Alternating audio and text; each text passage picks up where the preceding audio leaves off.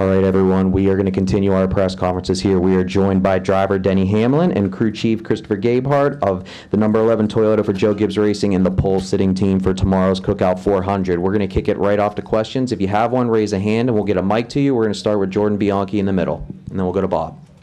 Jordan Bianchi, The Athletic. This question's for both of you. Thoughts on the option tire and how it went during practice?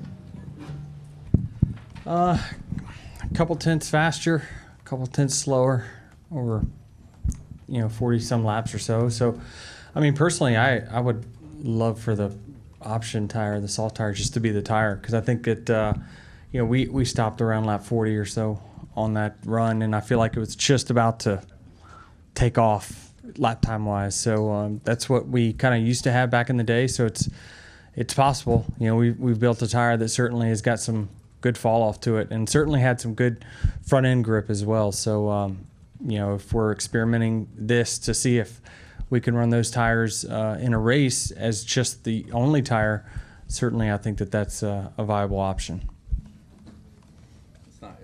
It's not every day he's more aggressive than me, but that was a little more aggressive. For me, I need to see it in the race a little bit more, just because in terms of understanding how it's going to perform with respect to the option, because the track changes so much in practice here at Richmond, especially in the first 5 or 10 minutes. But certainly there was considerably more wear on the option, and it does appear that it's going to fire off faster and maybe go slower, and already seemed to be going slower in just 40 laps, which isn't quite a get-home lap for here at Richmond. So definitely a lot of potential. You get 2 sets of these for the race, Chris. How are you kind of in your head laying this out, and when you might use them? Is this a situation where you want to keep one in your back pocket for the last 40, 50 laps if you get that caution? Well, it's like every race. You tell me when the cautions are going to come out, and I'll tell you the strategy you should use. Unfortunately, my caution Ouija board is clearly broken right now. I hope we fix it over the 2-week break. But certainly I think you're going to leave them laying for the end of the race for the most part. Now, I won't say there'll be some cars that maybe need some points that might try to put a set on to go steal a stage win or something like that. Some of those cutoff cars potentially. But I think to win the race, I think you'll have to leave them towards stage 3. We'll go to Bob, then Reed, and then Adam. Bob Hockers, Fox Sports. Dane, do you feel any differently about winning the pole and your chances to win, considering there's this option tire out there, which kind of throws a wrench in everything? Yeah, I mean, I think if you ask Chris that question, he would say he doesn't want any novelties thrown in. But I understand why we're doing it. I think it's a good idea. But yeah, anything that where something bizarre could happen and you lose on it, it's definitely a possibility.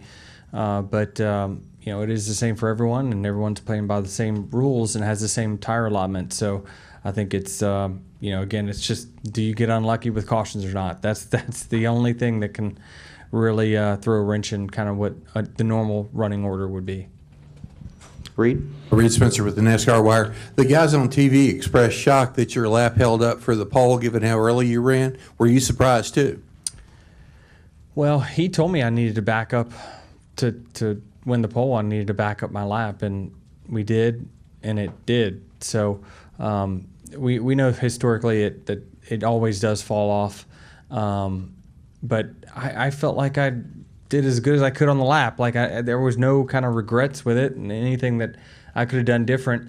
But I feel like we made some really, really good adjustments between the 2 rounds, and I was able to execute the lap that I was trying to execute. So was I surprised it held up? Yes, I definitely was. When I ran it, I thought that was the most I could get out of the car. There wasn't anything left there, but as cars go, and certainly there was guys that ran much faster than us, had less laps on tires.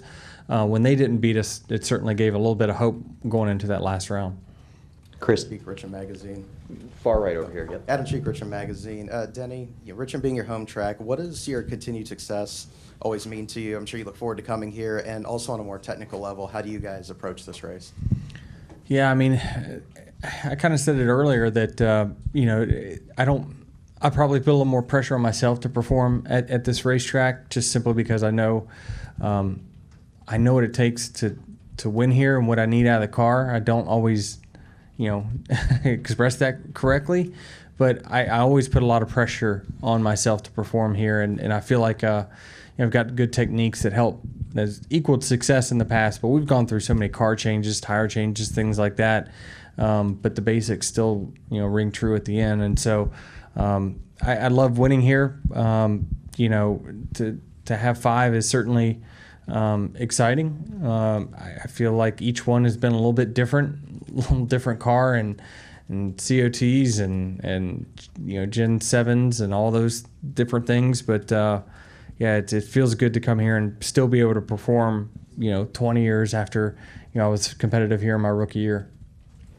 Go to Nate Ryan. Nate Ryan, NBC Sports. Denny, I know this is difficult because we're asking you to predict the future and never had this kind of race before, but at Bristol, that was like a total tire management game, and it was like you, Martin, Brad, like the veterans. If it unfolds that sort of way tomorrow, do you feel like will it favor the experienced guys, the veterans who know how to manage tires? It will be a little different than Bristol. No matter what, it's going to be. I think that because I think these will. It's not going. I don't think it's going to hit a cliff like where one lap it just as Kevin Harvick says, the switch turns off, your car turns off. I don't think it'll be that moment, but I think it'll happen over a 3-4 lap moment when it does finally the switch goes off. Sure, the guys that are good at managing tires and things like that will always have a little bit longer switch than others. But I just think that if it happens under green, we're just going to come in and pit, I think, So it just depends on how the cautions work out. I think it's going to depend on certainly how long you're going to ask from those tires at the end of the race if you are saving them, and that's your only last remaining set and you got 60 laps to go. That's going to be a tall task. But, I like my chances against anyone in that scenario. We'll come over here to your right, gentlemen. Jackson did Richmond Times-Dispatch. You talked a little about the strategy with the option tires. How much you see that kind of changing tomorrow just with cooler weather? That's probably for you. I think the cooler weather played a factor at North Wilkesboro. In practice we saw one thing and certainly had a feeling going into the race that in those conditions we might see this. And then we lived the race where it was a night race and cooled off and certainly felt differently about it afterwards. I don't think this track is capable of that level of transformation from one condition to the next.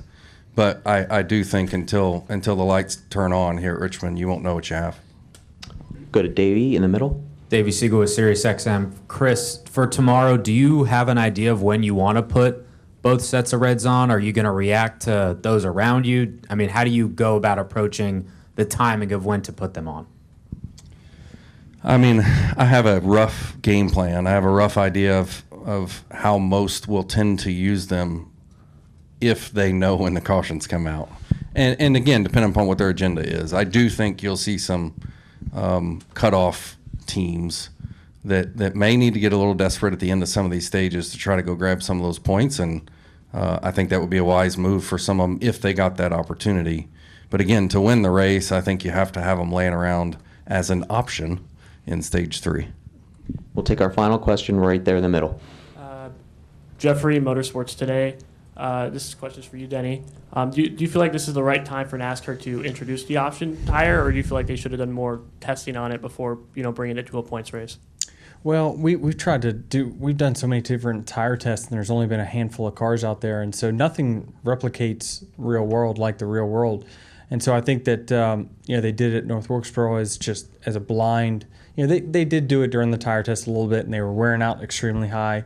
Then they put all the cars on the track, and it's just not as bad. And certainly, I think if they would have tried this tire at a tire test, they probably would have got 20 laps out of it, and it would have been roasted because there's just not enough tire rubber filling in the pores of the track to keep the wear down. So I think you almost have to have these real life moments of trial and error to try it. And certainly this shows me personally that we can get a lot more aggressive with our compounds on these short track tires. I would have never thought it would last 40 laps, truthfully. And I think tomorrow there's a chance it could go even longer. I'm not sure. So it could go the other way too if there's more load. So it's just, who knows how this turns out. But, I think it's safer to do it now than probably in the playoffs. Thank you both. Best of luck tomorrow. Thank you. Thanks.